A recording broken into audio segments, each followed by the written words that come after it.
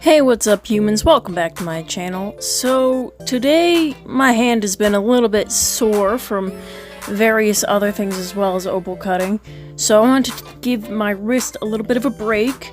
So I'm gonna show you guys my thing that I do with like cracked stones and stuff. So you'll need a rock with a nice flat side, and I like this ridge here, it helps catch things.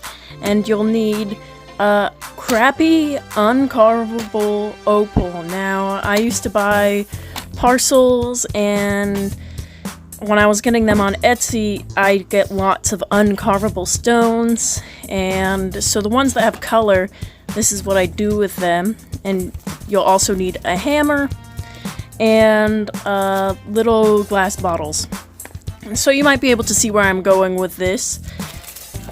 But yeah, so the first thing you're going to want to do is pick through your opal, the cracked uncarvable stuff, to find some stones with a similar body tone, similar kind of a pattern.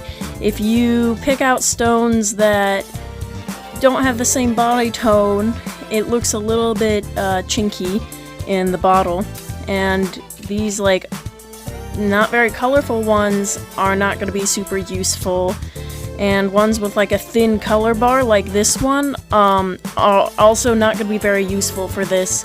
So this is really just for stones that have like good color that are just not carvable. So this is the handful that I picked out, and they're all kind of fire-ish, but not really. They're the kind of like yellow kind that aren't super desirable. Not a lot of people really like the yellow opal. I think it's beautiful, but that's just me. I'm an Ethiopian opal lover, so I do love everything about Ethiopian opal. Now, my camera has just been having the hardest time focusing lately, but I'm just trying to show you guys the cracks and the color in that one, and just showing off a few of these stones here, but we'll probably only end up using one of them, which is this one that I'm showing you right now. Sometimes it's important to set aside some alike stones just in case some pieces scamper off from you, because they will do that. And that's another reason why I like to do this on a desk and kind of have the area around me closed in. And I have kind of like cloths around the edges of my little desk here. And this is the same desk that I always use, but just without the piece of velvet on it. But I don't want to ruin my velvet, so this is why I cover it with velvet. It's kind of a workstation. As you can see, it's peeling up. So it's really important to wear glasses and lung protection with this, just as much as any other opal thing, because the dust is going to plume up when you smash it, and it's important to kind of like have your hands to kind of catch pieces.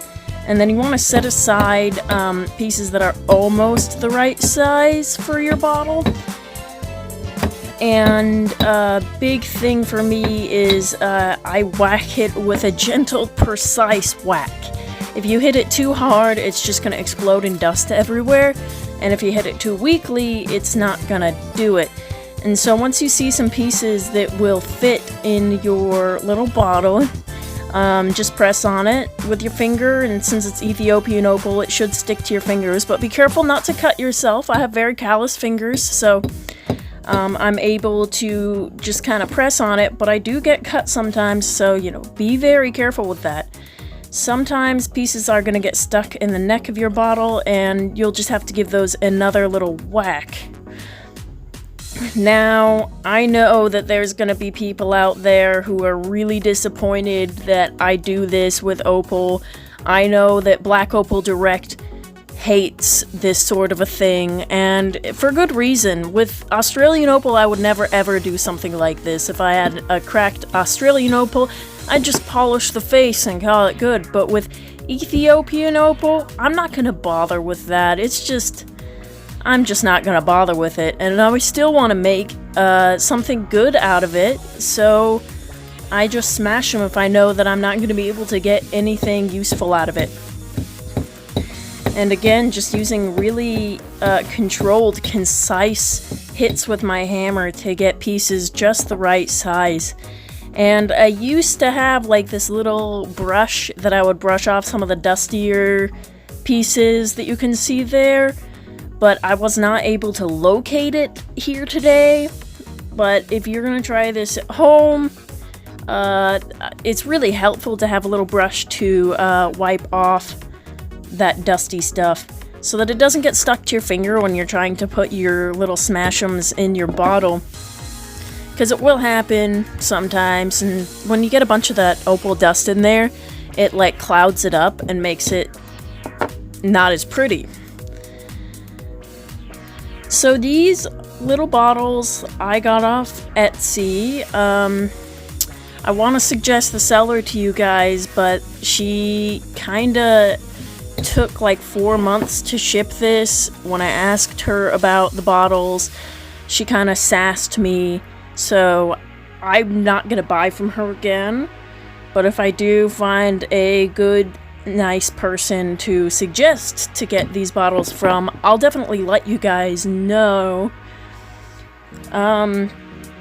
Some of the tops that you'll find for these bottles on Etsy are gonna like oxidize really bad, and they're like plated, and you want to stay away from those. I made sure to get the lids that don't oxidize and flake away, that are a good quality material.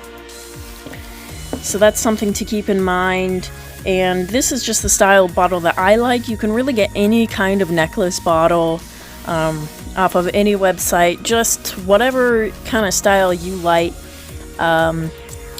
Go for it, because it's like when you get a parcel of opal, you're paying good money for that. You're paying top dollar no matter where you're getting it from.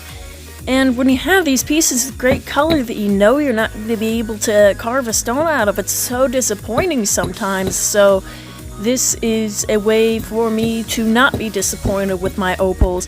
As long as they have a little bit of flash, I make sure that I find a good use for them in these little crush bottles.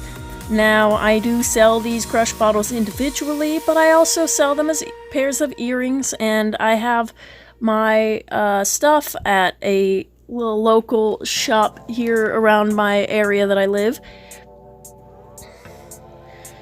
And something else to keep in mind is when you have like a piece that's too large for the bottle, but it's just slightly too large, you kind of want to try to muscle it in. You're like, oh, it's fine, I'll just kind of like push it into the bottle. No, don't do that. It will break your bottle, and you'll be very sad, because then you'll have glass mixed with the crushed opal, and it's all lost pretty much. So just be very careful when you're doing this. Make sure that those chunks are the right size, wear glasses and a dust mask. Make sure that your animals and loved ones are not in the blast zone. That's also very important. And have fun with it. This is a great stress reliever for me. When I am like fuming about something, these really get out some anger, and it's super nice. So this is what this stone looks like in the bottle. You can't see like a whole lot of mega flash, but it is there. If my camera would focus, but it won't, you would be able to see that it does have some flash in there. And yeah, these are super cute earrings. It's a great gift for friends or family that has their ears pierced. And yeah, I really enjoy these. They're cute little charms. Now, if you are a crazy person and you want to try to crush Australian opal, well, you can put things like oil or water in the little bottle to kind of like magnify it to make it look better. And that's great. If you're using Australian with Ethiopian, it's not gonna work. And there was even a point where I was putting UV resin in some of these and blasting it with my UV light to harden it. And while UV resin does make it so that the opal doesn't like super absorb it, you can't roll around the pieces as much, which isn't as fun.